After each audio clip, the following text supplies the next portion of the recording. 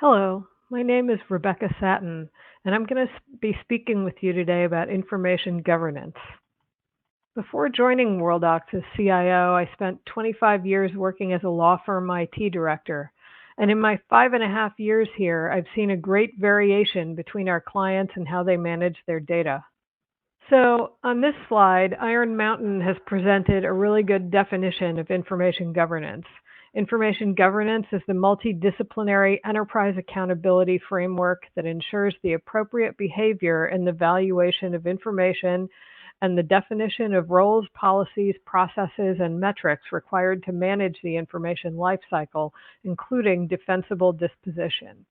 So, and trust me, I'm not going to be reading all the slides. What is important about this is they point out that it's multidisciplinary. So you really need to involve a lot of people at your organization. I know a lot of this, if you're a small firm, then maybe all of these people are the same person, but you'd want to involve a general counsel or managing partner. If you have an office manager or executive director, maybe a controller, or if you have a records manager. Records management professionals are actually quite good at helping out with this because they've had to deal with disposition of paper information for a long time at this point. So again, just very important to, involve the different parts of your organization in this discussion. So some of the challenges that you might face, a number of years ago, there was an FBI report presented to some of the largest law firms in the country. And in that report, they talked about law firms being a treasure trove of information for hackers. Corporations have a lot of security in place, but often their law firms did not at that point. Also, law firms often had data in their possession from multiple clients, which made them targets for hackers. So because we're in the legal industry, that does make us targets because we often have data on our systems from multiple clients. Then you need to talk about your risk tolerance.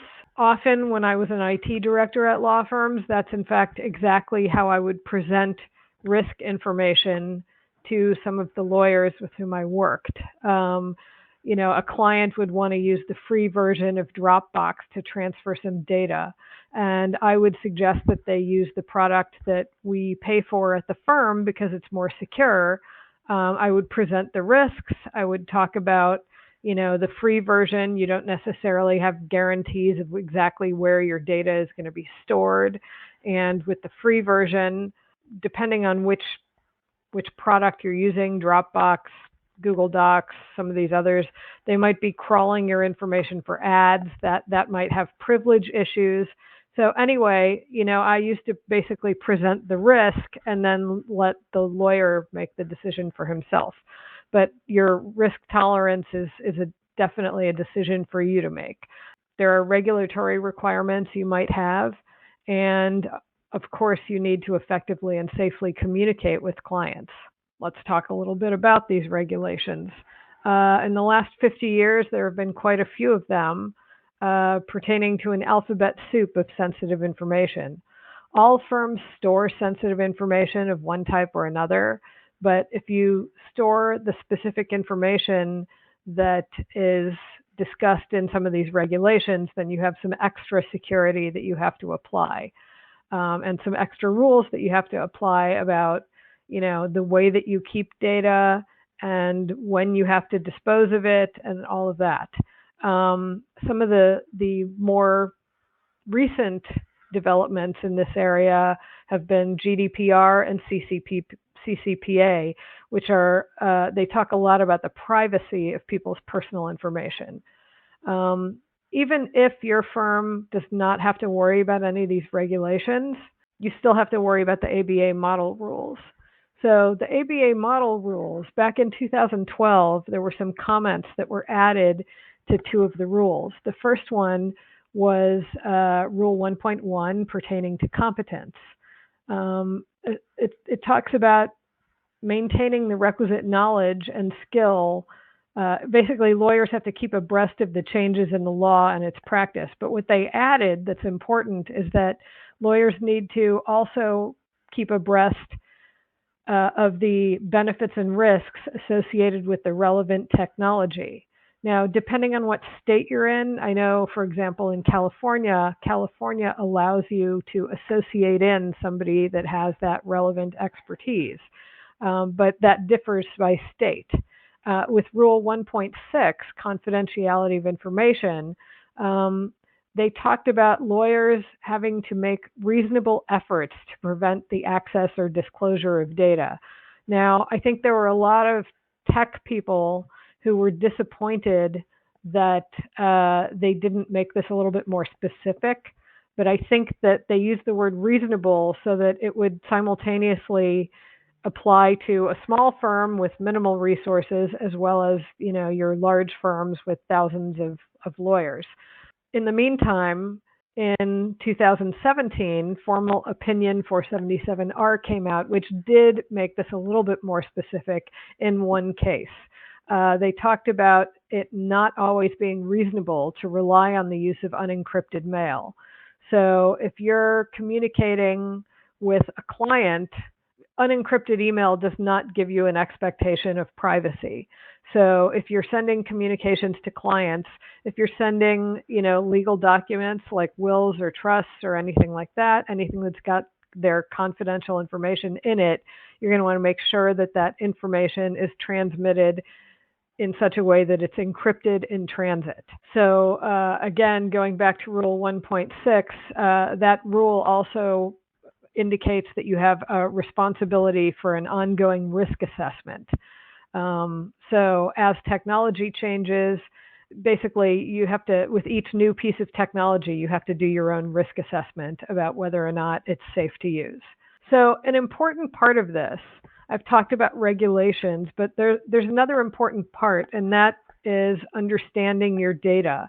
You can't secure it if you don't know where it is and which data is the sensitive data. Where is your data? So do you store it solely on premises, or do you use a hosted desktop or containerized solution, or maybe individual cloud-based products? So these days, everyone's talking about the cloud, but there are many ways to do cloud. A provider can host and support an entire environment, or you can elect to go with a different provider for each one of your applications.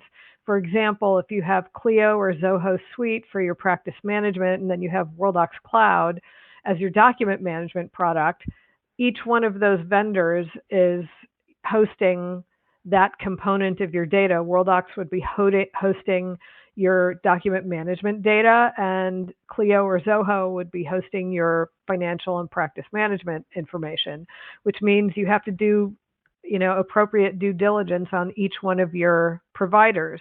Whereas if you select a hosting provider that's going to set up an entire desktop for you, a containerized solution, you can host all of your products. For example, if you're using Tabs or something like that, they can host Tabs and Worldox for you within the same environment, and then you've just got one company to call when you need help with things, and one company to do that due diligence on. Using a containerized solution is also a good idea if you are in a situation where you're trying to grow your firm or add locations, because it makes it very easy to spin up new people or a new location. In the meantime, that brings up another important topic. Is the equipment that's used by your firm owned by the firm, or do you have a BYOD policy?